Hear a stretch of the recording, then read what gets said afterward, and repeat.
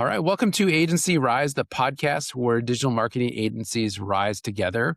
I'm your host, Chris Rudolph. I've spent the last decade coaching digital agency founders, helping them scale, systemize operations, and break free from the day-to-day grind. On this podcast, we talked about what really moves the needle for agencies, getting clients, building a team, creating systems, productivity, focus, and freedom. So there's no hype here, no guru nonsense, just real conversations from the agency trenches. So today, my guest is Mariya Pallais. She's the founder of Pink Fins Brand Management, and her location changes depending on the month. She is remote. I believe she's in Phuket right now, but is a world traveler. Like she has some fascinating stories and tales about travel, I'm sure. So Pink Fins Management helps service-based founders, startups, and creators build consistent brands through management and mix of PR and SEO and all those good things I'm sure she'll tell us about. So Mariya, welcome to the podcast. Hi, thank you so much for having me. Yeah, for those of you who might not be familiar, tell us a little bit more about you and your agency. Sure. Yeah, I've been doing this now for just about 8 years. I started a marketing company. I guess 8 years was 2018, right? Yeah. So Yeah. it's been a minute. It's definitely done some pivots. It's done some growing. We just rebranded into Pink Fins a little bit over a year ago. Before it was just Mariya Pallais PR and marketing when I first started, and we went really hard on just working primarily with founders and creators, innovators in the tech space, stuff like that, to use their faces, their story, their brand to really catapult their companies into spotlight. We like to say visibility that moves opportunity, because there's a lot of tactics out there now that where you get visibility and likes and all of that, but it's not really moving opportunity. I hear that a lot from people that we work with. So we're getting you into the spotlight, and what comes of it is brand deals, investor opportunities, and acquisition, and all of that good stuff. Awesome. And why did you choose to focus in on like brand visibility and PR in the first place? That's a good question. I think that I started doing it primarily for myself, and I really liked the results that I was getting. I felt like people could relate to me more, because now when I hop on a call, people who have looked into me, like our first conversation is about scuba diving, because I made my brand soul like underwater scuba diving, and it's an interesting segue.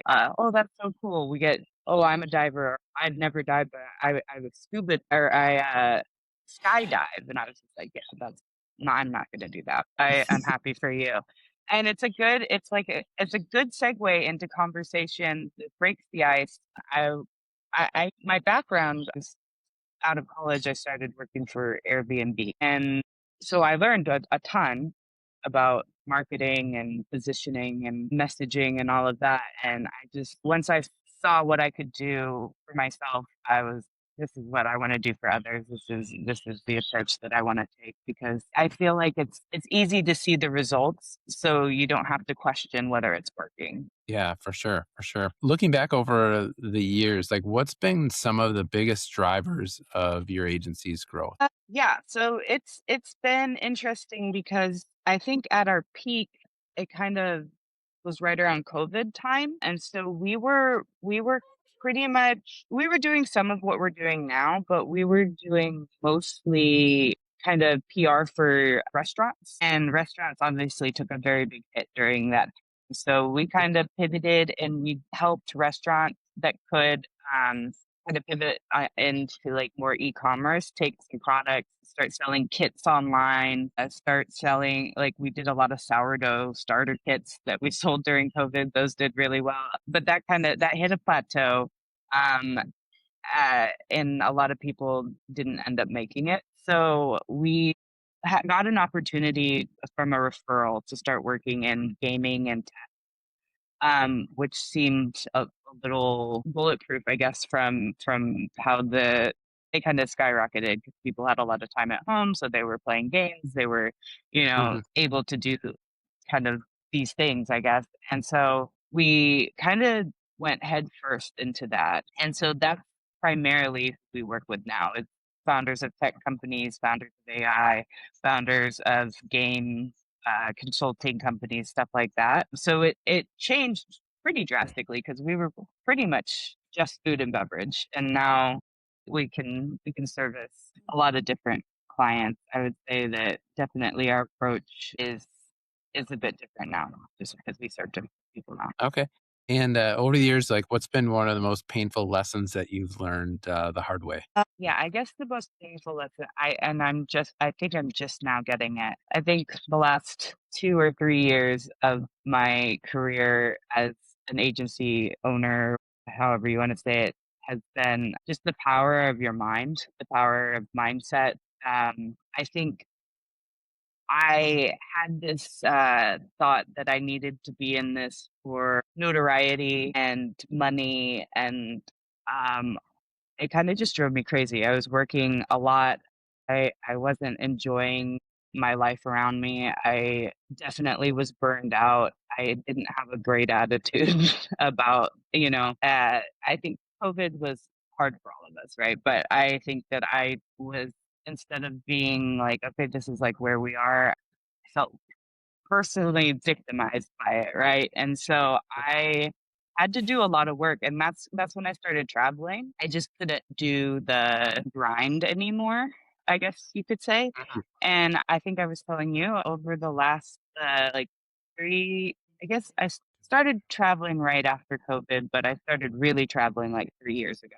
And I've managed to make it to 30 different countries. I've set up my schedule to work the amount that I need to work, but my priority is definitely not hyper focusing on work and just getting what I need to do done, getting great results, and then going and living a full life, exploring other cultures, diving. I managed to get I think I got certified 2 years ago, and I think I'm already up to 300 dives. Oh, wow. Um, so yeah, so I am just really enjoying my life. I love Phuket, and it's been so great being here. And then I'm on my way to the Netherlands next, and so just really making sure that I'm in it for the right reasons. That my mind is the most powerful asset that I have, and keeping it right and speeding it. Things that build me up is definitely a lesson that I had to learn because I was not doing it right for a while. Yeah, that's a really good point. I think, the agency founders that I talk to and work with, like, their original dream was around freedom, whether that's financial freedom or time freedom or, a lot of them came Yeah, from, like, corporate or big agency situations that were not that, and that's why they started, but it's so easy just to, like, before you know it, you're grinding, yeah, nonstop, and especially if you touch digital in any way, like, it can be 24/7, and, if you're working, yeah, remotely with clients all over the world, like, it can just get out of hand, so I just love how you're prioritizing that, and I'm guessing that the quality and, like, how you show up, has been upgraded in a big way. Have you noticed anything like that? yeah. Oh, yeah. My anxiety is super low. My resting heart rate, my Apple Watch tells you your resting heart rate, and my resting heart rate is like it went from like 80 or something crazy down below 50. Like it's been wild. And yeah, I definitely the way that I show up and participate with my partner or even with clients that I work with is I'm just overall a lot happier and I can get a lot more done. I'm way more productive now because I'm just coming from a fresh perspective, I guess. Mhm. And yeah, I think it's the way to go. I Yeah, don't I don't wish what that on anyone. Yeah. Yeah, what are some tips, for, I know a lot of people operate their agencies remotely, and many really enjoy traveling. What are some tips or things that you found that have been helpful, as you travel, um, that, that helps, maintain good quality of life, but also, like, good quality in the work that you're doing for clients? Yeah. You definitely have to be strategic with your schedule. So when I was traveling, like the Caribbean in that area, it was nice because I was still generally on the same schedule as people that I serve. Now it's a little bit different. I have people in Taiwan and China and Japan that are similar to pet schedule.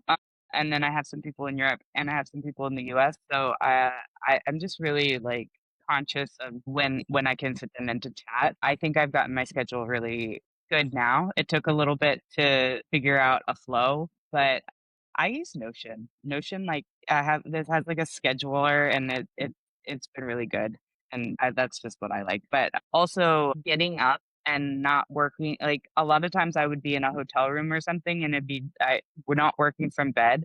Either finding like a co-working space or a desk has been really big for me because I will not do as much as I need to do if I'm just sitting in bed. And I think that especially when you're traveling, you have the tendency to be a little bit more lax, but like really sticking to my schedule has been good. And just making sure you're not overdoing the pleasure part, making sure that you have an even balance of it. Cause I like, especially like when I was diving every day, I had to change it into like afternoon dives, even though it might not be as peak or whatever, because you're so tired after 3 dives. You're not working after that. So just making Mhm. sure that you're maybe taking your weekends to do the bigger things. And I have a friend that's actually here in Phuket that I work with a little bit, and she does the same thing. She dives, and she's been having to make sure that her dive schedule doesn't interfere with her work schedule so she's not too tired. I love it. I love it. So, what's been working, actually working right now to grow your agency? Anything specific that you can think of? Yeah, so we work a lot of referrals, which is really nice.